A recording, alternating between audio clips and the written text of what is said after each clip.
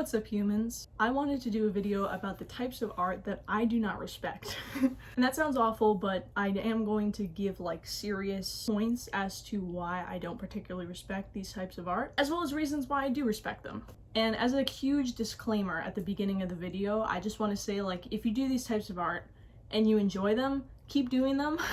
So let's get into it. Style 1, Pit Crew / Instagram / OC type artwork. Now this is a type of art that has kind of a chokehold on my generation for sure, Gen Z. And I feel like there's definitely reasons behind that. A lot of it has sentimental value, whether it's because they're OCs that are relatable in some way, or characters from media that people like and want to see more of, or because people are horny and they like characters that are hot. But I think that, like, in any piece of media, you want characters that are, you know, nice to look at, relatable, whatever. But I think that a lot of artists start out and they see this style and they're like, I need to do that because that is what gets popular. And because it is thrown in your face constantly on social media, I feel like it has lost its artistic value. And I think that has the same place in society as like a vanilla cupcake with sprinkles, or a pair of jeans and a white t-shirt. It can easily become basic and overdone, but it's still good. It still has a place because people enjoy it. And sensory-wise, you look at it and you're like, ooh, pretty colors, hot person, ooh. It's kind of the same way you wouldn't go to like culinary school and accept them to make you graduate with honors for cooking a grilled cheese sandwich 20 times. But I don't think it deserves a place in like museums, or it doesn't deserve particular praise because it is so commonly done. Style 2, hyperrealism. This is the other one that has a chokehold on social media right now, and it's understandable. You see someone put in a lot of time to make something extremely impressive, you're gonna be like, oh my god. When you see someone do something that's incredibly time consuming and takes a lot of talent, you're gonna like it just because, like, it's impressive. But I don't consider hyperrealism art. And let me tell you why. If you're doing realism in which you can see the brush strokes, the artist's fingerprints, whatever, that is something I think is very impressive, and it looks real, but you can also tell that it's a piece of art. But if it's hyperrealism to the point that you're just copying what a printer did and not having your own personal style, then you're like a printer. It's the same way as a mathematician doing math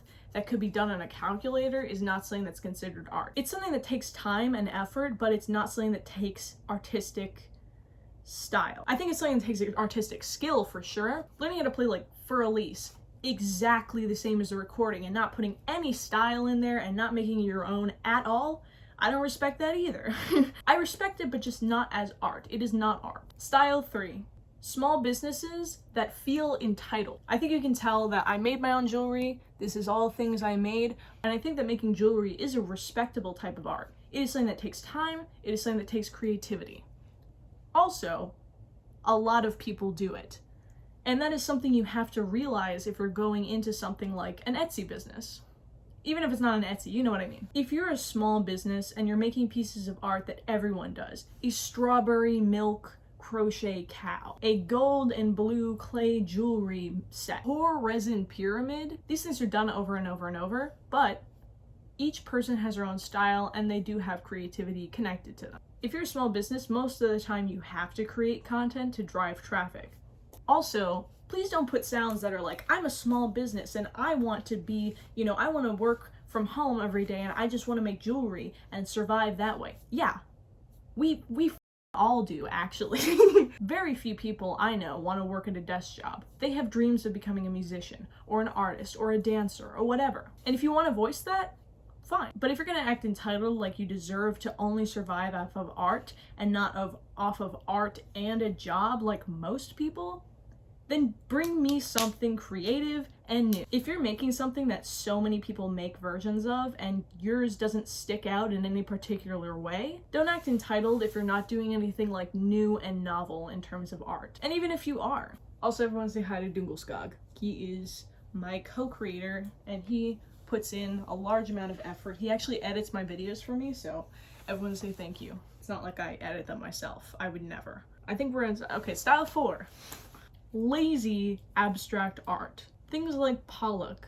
Things like, I just went and saw an exhibit at the Met, and certain pieces were really creative and other pieces were like a steel cube.